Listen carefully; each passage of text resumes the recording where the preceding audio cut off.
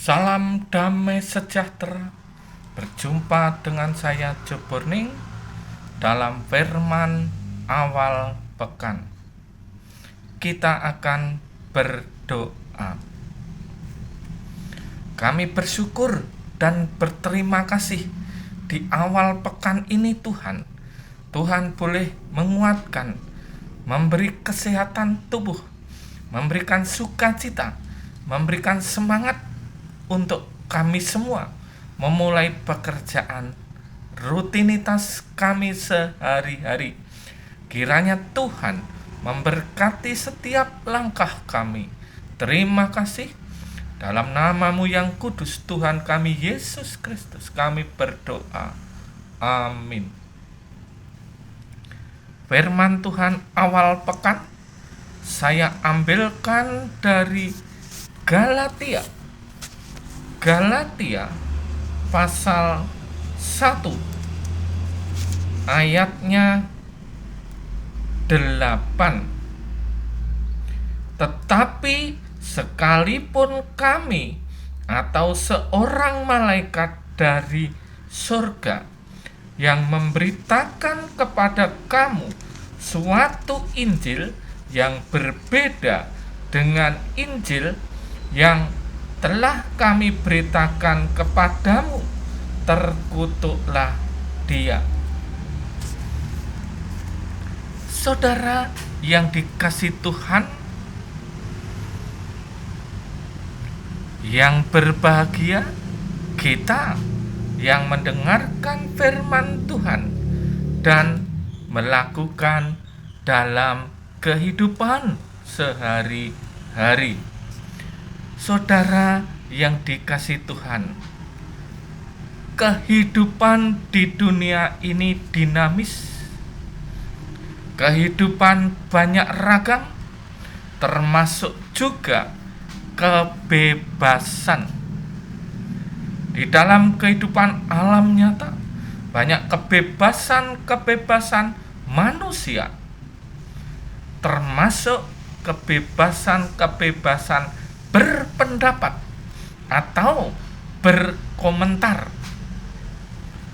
Yang lebih khusus akan saya sampaikan bahwa orang kita juga tidak bisa membatasi orang memberikan penilaian, memberikan komentar tentang Injil atau tentang firman Tuhan. Nah, saudara yang dikasihi Tuhan, kalau kita amati pengajaran-pengajaran saat ini, terlebih-lebih di dunia maya, banyak sekali pengajaran-pengajaran yang sedikit menyimpang atau berbeda dari pengajaran Alkitab, firman Tuhan. Saudara bisa cari sendiri itu, tetapi fokus saya akan kembali menekankan pengajaran Injil yang benar. Injil kabar sukacita, Injil berita gembira. Berita gembiranya apa? Yesus sudah lahir di dunia melalui perawan Maria, hidup, menjalani kehidupan sampai umur 30 tahun, memulai pekerjaannya 3 tahun.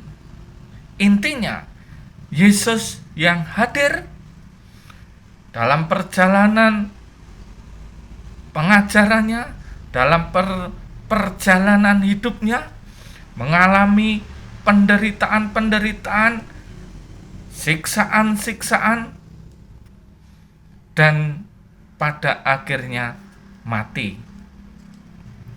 Mati disalib. Matinya disalib di Bukit Golgota. Setelah mati, 3 hari bangkit lagi. Setelah mati 3 hari, bangkit. Dalam perjalanannya kebangkitan itu menguatkan para murid, sahabat yang dikasihnya untuk dikuatkan, untuk diproses supaya kuat, berani melanjutkan pekerjaan yang berat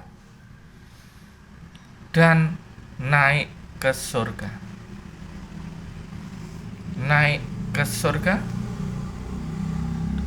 Setelah itu nanti Roh Kudus yang akan diutus menyertai setiap kehidupan orang percaya. Nah, saudara-saudara yang dikasih Tuhan, itu paling tidak secara ringkas inti dari pengajaran tentang Injil yang benar yang banyak disampaikan oleh Paulus. Tetapi dalam perkembangannya banyak ajaran-ajaran yang tidak berbeda, pengajaran-pengajaran yang tidak sama dari apa yang sudah disampaikan oleh Paulus, sudah disampaikan oleh para murid-murid Tuhan, dan itulah disebut Injil palsu. Injil palsu berterbaran di sekitar kita. Internet masih bisa dibaca, dipelajari oleh orang-orang yang kepingin melihat dan membandingkan. Nah, tetapi saudara-saudara yang dikasihi Tuhan, Galatia pasal 1 ayat 8 tadi sudah saya baca. Dan dalam bacaan itu ada judul perikop.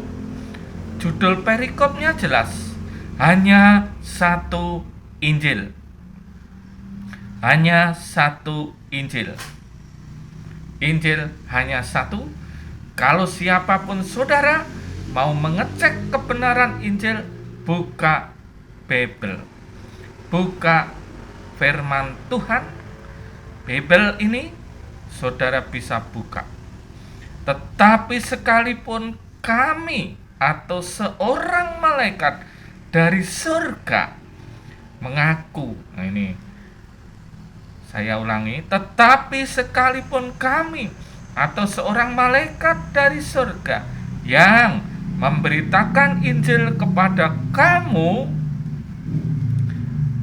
peringatan Rasul Paulus, memberitakan Injil kepada kamu, suatu Injil yang berbeda dengan Injil yang telah kami beritakan kepadamu. Nah, Injil yang benar, Injil yang disampaikan oleh murid-murid Tuhan Yesus, termasuk yang disampaikan oleh Paulus. Terkutuklah dia. Nah, saudara yang dikasihi Tuhan, setiap orang yang memberitakan Injil palsu itu, firman Tuhan berkata, terkutuklah dia. Bukan saya, tetapi firman Tuhan. Firman Tuhan yang berkata, siapapun yang berani memberitakan Injil yang berbeda dari Injil yang telah disampaikan oleh para murid Tuhan Yesus dan murid-murid yang lain, termasuk Paulus ini, terkutuklah dia. Dia sudah terkutuk. Kita tidak usah menghakimi. Menurut firman Tuhan ini, dia sudah terkutuk. Saudara yang dikasihi Tuhan, berhati-hati menyikapi firman Tuhan. Maka kalau demikian, mohon tuntunan Tuhan, penyertaan Tuhan di dalam setiap langkah kehidupan, supaya kita bisa menyampaikan dengan benar, dengan tujuan yang baik.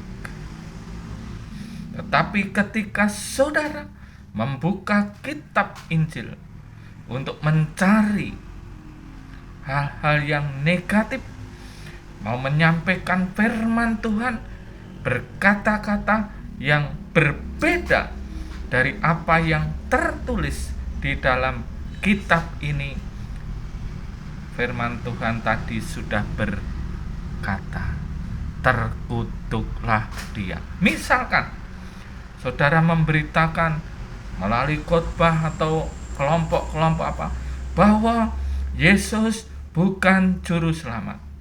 Alkitab mencatat Yesus juru selamat. Yesus mati di salib, tetapi saudara memberitakan Yesus tidak mati di salib.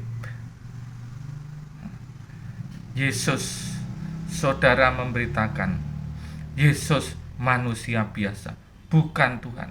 Firman Tuhan banyak memberikan penjelasan dari cara hidup Tuhan, dari perkataannya bahwa dialah Tuhan. Orang-orang tadi, siapapun itu yang memberitakan demikian, dia sudah mendapatkan ini tadi, terkutuklah dia. Karena itu sudah terkutuk, jangan ikuti. Jangan pernah mengikuti dia lagi. Dia pada akhirnya nanti akan kembali seperti itu. Sekalipun mungkin bertobat, dia juga akan kembali ke sini lagi. Kita tidak tahu isi hati mereka. Tetapi ketika orang sudah bersaksi tentang Injil yang berbeda, ketika orang sudah bersaksi memberitakan Injil yang lain, Injil yang berbeda, jangan pernah ikuti dia. Carilah pengajaran yang sehat. Carilah pengajaran yang benar. Di internet, YouTube banyak pengajaran yang benar. Oleh karena itu, hati-hati. Saudara yang dikasihi Tuhan, hidup singkat, hidup mudah berlalu, bagaikan rumput sekali musim. 56 tahun saya bersiarah di dalam kehidupan, melayani di sebuah gereja 20 tahun lebih. Saudara yang dikasihi Tuhan, saya mengingatkan, carilah pengajaran-pengajaran yang benar. Carilah pengajaran-pengajaran yang sesuai dengan firman Tuhan. Karena itu, jangan lelah. Mohon pertolongan, pemeliharaan Roh Kudus yang akan memberikan pengertian kepada setiap orang percaya. Tuhan memberkati. Amin.